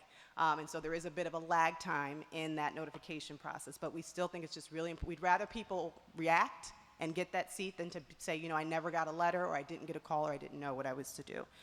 So we'll continue to refine that process. So these are just some demographics about the lottery that was ran this year. In pre-kindergarten, we had 637 seats available. We had 434 applications. We had 425 students awarded a seat, and my favorite number is that we only had 7 students not awarded a pre-K seat.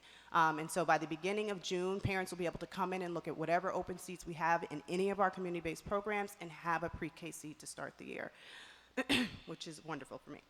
And we only have 25 non-duplicated applicants in the waiting pool for the pre-K magnet schools. And we still have 212 seats that we are able to fill for pre-K this year.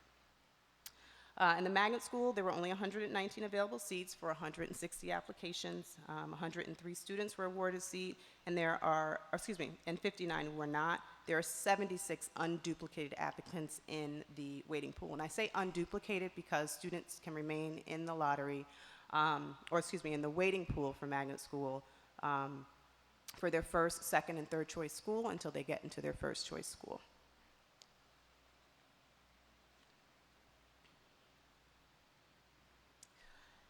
This was data I shared last year and that Joe White provides for us. He provides a demographic breakdown of the applicants and assignments just to assure us that we are representative of the students who apply to our magnet schools. And so this data basically shows that Ash and Toast are generally representative of the district at large.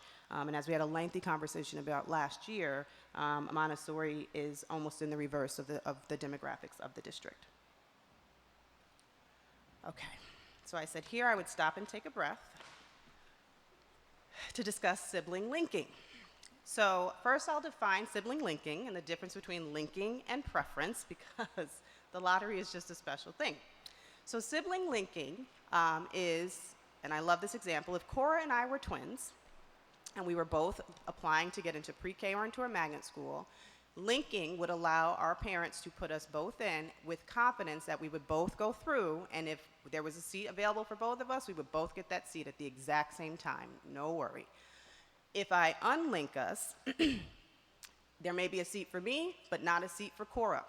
But my parents may be okay because if I get into that magnet school and I have a seat, now Cora has what's called sibling preference because she now has a sibling who sits in that school. And so for parents who are looking to increase their odds to get into a school, they may be okay with separating their two students for that purpose. However, I had many phone calls with very nervous parents of twins and triplets who were like, what do you mean they might not all get into the same place? And so we had conversations about what their best options were, where the most seats were available, if that was their primary concern. We went back and forth on this last year and decided that because we didn't have a good way for parents to choose one way or the other, that we would remove it at that time. With the assistance of Cora, Melissa and Marva, we took a look at the application seriously after, having some of those conversations to see how we could provide parents with the option to not link if that's what they so chose. What we want to do is everyone will be linked if you put down you have a sibling that you're moving through and then create a space where you can say, I do not want my children to be linked, but also to have a section in the application booklet that explains what linking actually means. Part of the issue, upon reflection and being in this role now for a year and a half, is nobody knew about sibling linking. It was just something we did. And so it wasn't public information like sibling preference or neighborhood preference, and I think by making it public, making sure people understand or at least have the opportunity to ask questions about it, we provide a win for our families to be able to do the option that works best for them. And so that was the biggest trend or challenge this year. So those are our recommendations around sibling linking. And our next steps, we're getting into a rhythm now, is we debrief our lottery process. We would look at the application for things that we want to tweak, and Lisa will be happy. We're not making major changes. That got to squeeze everything on one page. We're going to look at some dates for information nights in some different locations if possible. We've discussed doing an RFP for our lottery contractual services. It's probably been more than 5 years, and that's what we look to do every 5 years, just to be transparent in our process. We still believe it's important to have an external person conduct that, however. And we're scheduled to just provide you with a December 2017 update and a BOE update, just where we are at the lottery process and our revisions. And then probably again this time next year, we'll do a board lottery update for the board. Thank you, Dr. Wilson-Turner. I just wanted to say that even though it's tonight, you're right. Thank you, Cecily. So we'll start over here. Dr. Chatur. Nothing. Ms. Lang. I wanted to just ask a clarifying question. Dual language, of course, not of course, but the most complex. If a child comes in from Ecuador in February, does not speak English, they would not be put into the dual language program. No. Now that we've moved them to the lottery system and we said we would treat all magnets the same and we said we would consider dual language a magnet, no, they would not be admitted to the dual language program. Even though we do not accept English speakers, and do parents fully understand when they're going through the process that second grade, third grade, fourth grade, fifth grade is blacked out for English speakers? And that's something we reflected on for the application. I think we have it as a descriptor, but we think even on the application itself, when you're applying, are you applying for DCS dual, and are you applying for the English side or the Spanish side, and to be actually put in parens, grades K1, pre-K 1, 2, or 3, 4, 5, so that they understand that after first grade we're not admitting.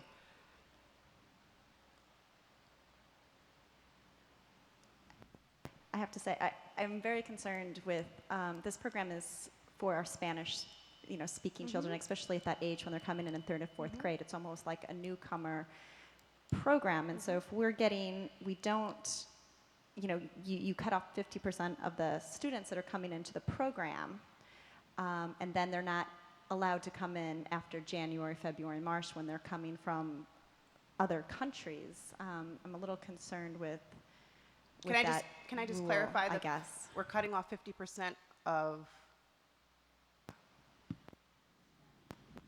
The Spanish and English that could come into the program After- the English after first grade. first grade. So first grade, year and a half, no more English speakers are allowed into the program.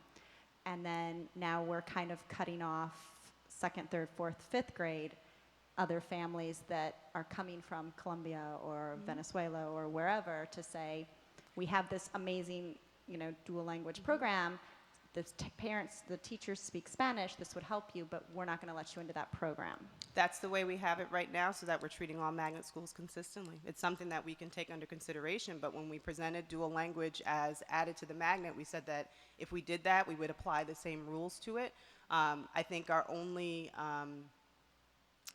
saving grace right now is the work that Tom Gilio does in trying to place those students appropriately, keep the families together during that short window of time, those 4 to 6 months that they're first in the country, before they would have the opportunity to then participate and become a part of the dual language program. But it's something that we can take under consideration. I know Dr. Lane this year, up until we made that change, was able to place Spanish speakers into that classroom as they came, through the dual language program.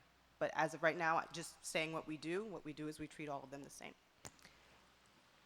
Ms. Roach?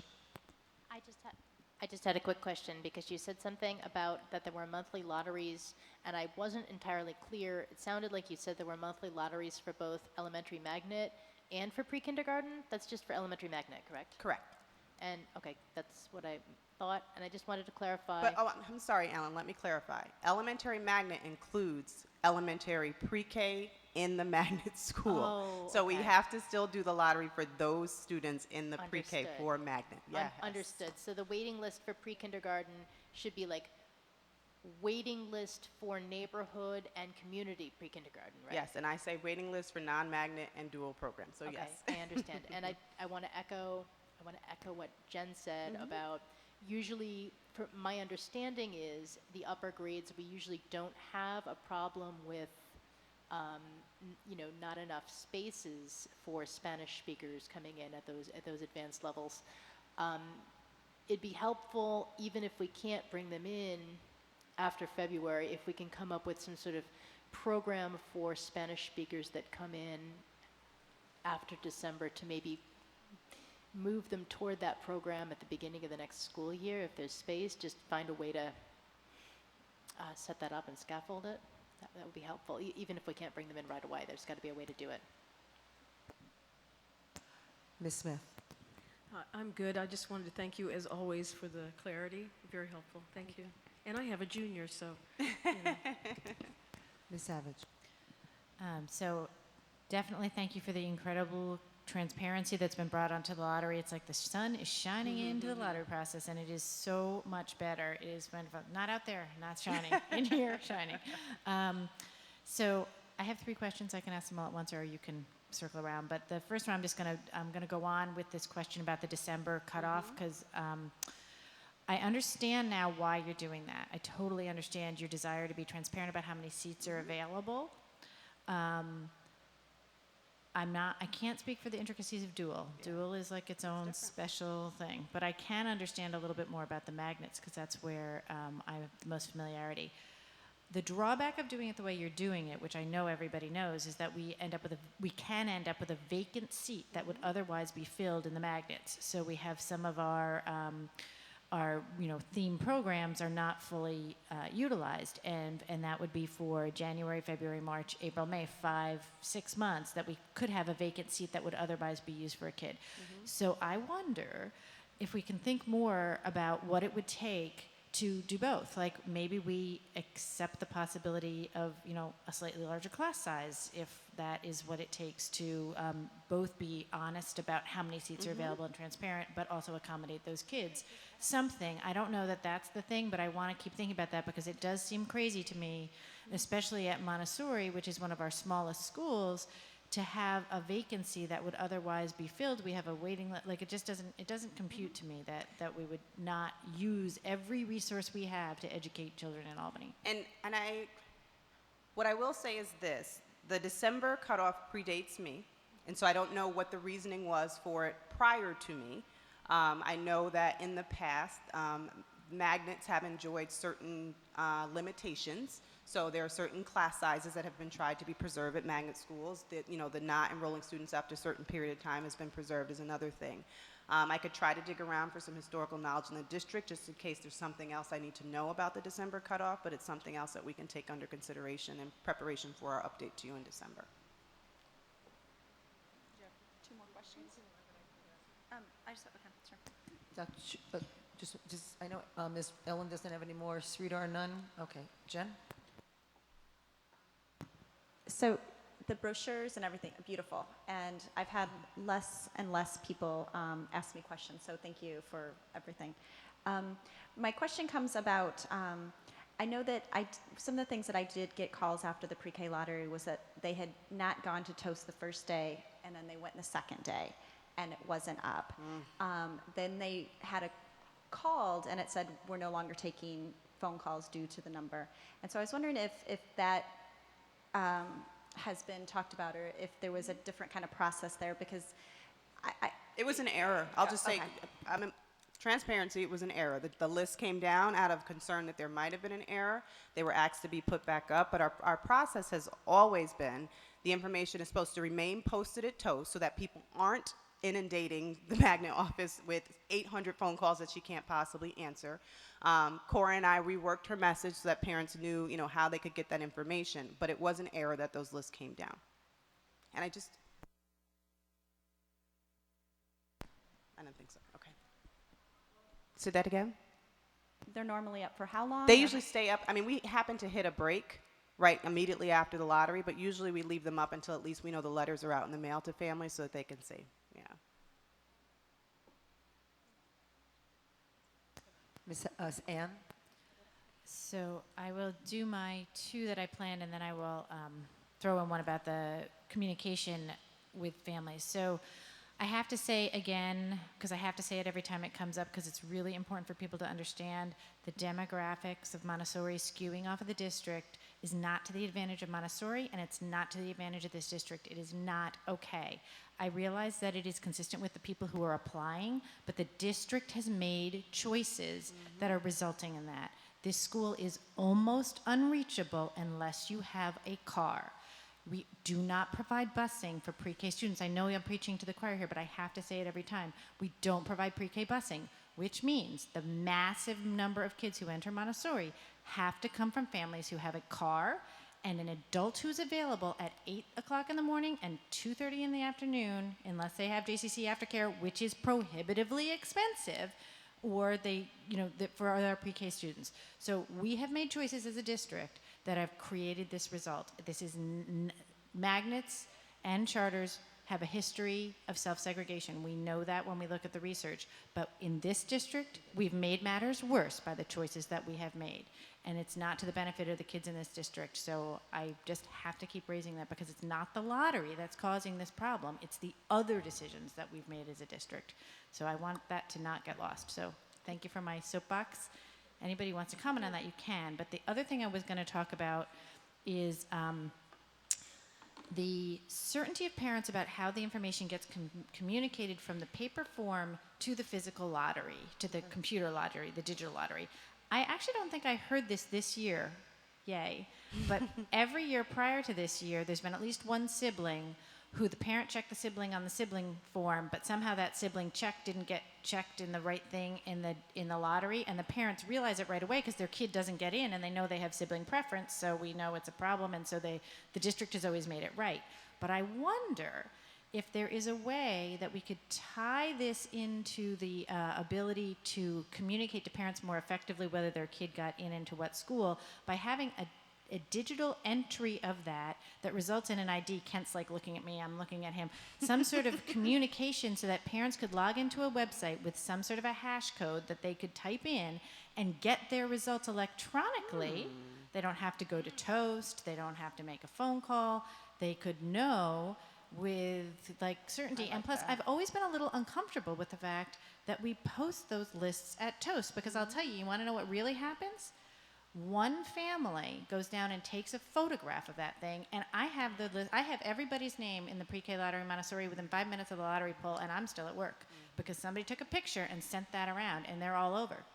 So that's not, the student privacy there is really problematic, and so finding a way to do that and protect our student privacy and reduce the impact on the administrative and have the digital receipt confirm, in particular, the linking, because the sibling one, if your sibling didn't get in, that the check, you know what the problem is. But the linking thing is going to be hard to know. Did my 2 kids not get into my preferred magnet because they were accidentally linked, even though I told them not to be? So having some way to loop that through would be helpful. Sorry? Ellen? Sorry, I think there was a misunderstanding because I was nodding my head vigorously in agreement with Anne's comments, and I think you must have been asking me if I wanted to say more, but I was really going, I agree with Anne, and I didn't hear you. Anyway, in response, I'll go backward. In response to what Anne just said, one thing that might make it easier until we have such a computerized system is maybe something with, we could always post children's, like, let's say, initials and birth dates rather than full names. That might help with privacy. Something like that at Toast. There might be some small method that could increase privacy while still letting parents know if their kids got a spot. In terms of the dual language program, one thing we discussed at the last dual language committee meeting was a lot of parents that are coming to register their children for the first time, if they're new to the district, may not know there is a dual language magnet program, especially if their English is not good. So we've talked about the possibility of putting up a sign at central registration, in Spanish saying, we have a dual language program for your Spanish speaking student, please ask us. My understanding is Marva is bilingual. I don't know if she works directly with, no, not Marva, okay, someone else. At central registration is bilingual. You have someone the new person. New secretary, Malva. Okay, wonderful. And then the final comment regarding the accessibility of Montessori, because I've always sort of wondered about this. I was taking a little stroll around today because I had a little extra time, and we are a half block from Central Avenue, which is on the bus line. No, I know. What I'm saying is there a possibility of working with CDTA and or the city if the problem is that there's no stoplight at Zora Ave and Central? No, nothing like that. The problem is It's that too far? the bus only works if you live on the Central Avenue bus line. Oh, okay. If you live in the South End, that doesn't work for you. Right now, you're talking about 2 buses to get your pre-K to school that starts at 8 a.m. Okay, That means so you the got to be on problem the is- bus at 6:40. The problem is that the problem is pretty much any school that's not within walking distance of neighborhoods. Well, is when not this good. when this school was where Bishop Yeah, it's different. McGinn, McGinn is, yep. I want to my Bishop Street. On Bishop Park McGinn Ave. is now. The demographics of the school were the exact very opposite. representative of the district. It's Understood. only through this transition of moving the school and then eliminating the ability for transportation, those 2 things in combination have completely changed the demographics of the school. It's not Montessori. It's not some sort of like cultural thing about Montessori, although there is probably a piece of that. Although that history, I encourage everyone who thinks about Montessori to just do a little bit of reading. I The totally philosophy, understand. and I know I'm not speaking to you, Not- but the philosophy of Montessori was developed for children in poverty. It is proven for children in poverty. Its purpose is children in poverty. So that is what, right, I've got the choir in the background, but that's why Montessori exists. So the fact that in this country, it turned out that wealthy white people went to Europe to find out about it and brought it back. So in America, I know you know this, Ellen. I'm just preaching. Finish my sentence. So that is in this country only. But in Albany, it was not a middle-class white school. It was not that until it was moved here. So that I'm is just what we're doing. One second. Trying to So- brainstorm. I'm just trying to brainstorm until we can bring back state funding for pre-K busing, if there's some way we can work with, if there were some way we could work with Public Transportation Authority to find a way of getting kids here. Just trying to think outside the box, if there's some way to do it, that's all. And they're all good suggestions, and it's a laudable Just position. And for a ideas. long time, Think about and even before she got on the board, talked about Yeah. the fact that Montessori needed to be moved back to the south end. And so that's not actually a new thing. And out of that, to give some history to it to people who are new on the board, but Sridhar came to many, many meetings. But guys, could you? So historically, what was talked about, and it may be pertinent now for purposes of grade configuration, well, that's not on, is that there was going back historically, was a discussion of IB, Montessori, that kind of work, because inner city schools with children in poverty have taken from kindergarten all the way up in IB programs and taken them from white privilege backgrounds and put them in there. And there was talk about when Arbor Hill has been talked about as a middle school. In fact, the principal there, as well as Mr. Paulino, back when 2 superintendents ago, and maybe 1 or 2 other people in the district actually went to the IB conference, learning about the fact that IB was in fact not something that was just in some high-achieving, white-privileged environment, that, you know, it is actually something that is really good for populations who need greater rigor, and who may be in poverty, and who may be underserved populations. So Anna's right, in this district there are quite a number of programs that are not representative of the community, and need to be, and hopefully as we begin to create structures to house our students, that our programs will actually be in place to provide them with the kinds of things that other districts are finding, so that they're not just within the bastion of people who are overachieving, sort of privileged backgrounds that do not have, you know, socioeconomic challenges. So if everybody is, there's one more? Okay, Jen. I need to go back what Ellen said about the numbers for dual language. I think the numbers might be off. It says 2 on the Spanish side. We were told 4 or 5 are there, that at least there were more children being tested. And looking at the other numbers in pre-K with the Spanish, it looked like there were a few schools that did have 15 to 20% of those children in there, whether or not they speak Spanish, whether or not they have siblings, all of those type of things I understand. But I just really want to stress that this program is for Spanish-speaking children, so their parents can communicate with the teachers and the fidelity of the program. It's not about white people wanting to learn Spanish. It helps with the fidelity of the program, but this is for our Spanish speakers and the families that can ask about grades and help. And it's really important to have the Spanish children that want to come to know about this program as much as we can. And there's only 2 and none on the kindergarten side. I've never seen that, and I've been in the program for 8 years. Usually it's capacity on both sides.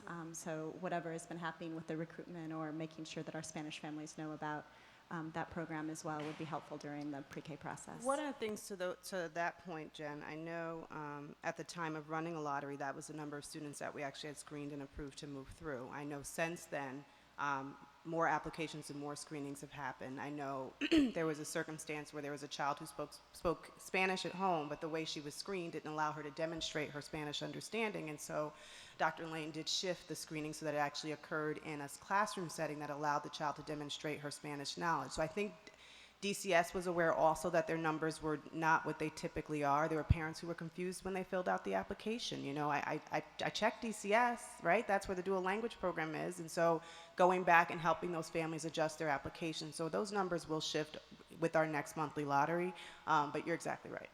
So just to sum up, because we're done, and we thank you very, very much, and it's always nice to see you. But hopefully going forward, and I think you said it, but I'm just going to close the loop, that before you come back in December, it would be wonderful for you to pursue what you said, which is to sort of look at the historical knowledge. And then, as just like we asked in our questions, for recommendations that you want moving forward, given the options, and we're happy with the sibling link recommendation you had, but to come back with us with some, with a recommendation based on right now in 2017, what you think balances the needs that were articulated by the people in terms of, now I'm speaking about the dual language issues. So it's a good thing because they were pushing for it, not they meaning, but the school to actually be part of Magnet and be advertised, but there are idiosyncrasies to them. So if you, in your infinite wisdom with the team, could figure out, and then not pejorative, just if you're right. So if you're able to figure out what you think now with your experience in this year, moving forward, would be the way to handle it, that would be terrific, and we could look forward to that in December. Sounds good. So thank you so very much. Thank Thanks. you. So because this is a roundtable, and because I forgot and used last names, but anyway, it's a roundtable. Our student was not able to come this evening, but because it's a roundtable, it's not an evening at which we do board discussion and board member items. The only thing I do want to add is that as president, I am going to ask the policy committee, since we have a board vacancy now with the resignation of our 7th board member, if the policy committee could please put to the top of its list a review of the vacancy policy that we have, see that it is up to date, because it is not actually something that I know is really high on the list right now. But if you could see that it's in compliance, see that it is where it's supposed to be, and then we can bring it back to the board, and the board will discuss, as soon as you're ready to put it back before us, the board will discuss the process we've used in the past for filling a vacancy, see if we want to memorialize it in a different way, maybe add that to the policy, because I don't know that it has the actual procedure in it, where we have deadlines and how many days somebody should get their application in, and the posting up on the website. And it's been mentioned by board members that that would be a really good thing to have memorialized in the policy. And so we will do that as soon as the policy is ready, and I know that will be in short order. It's not very long policy. And then we will set the process, and we will move forward so that we have another person on the board. So that's all I wanted to add. And can I get a motion to adjourn? Yes. Ms. Smith, seconded by Ms. Roach. All in favor? Thank you so much. That was unanimous. Ms. Tibbetts, I also have the form for you from exec.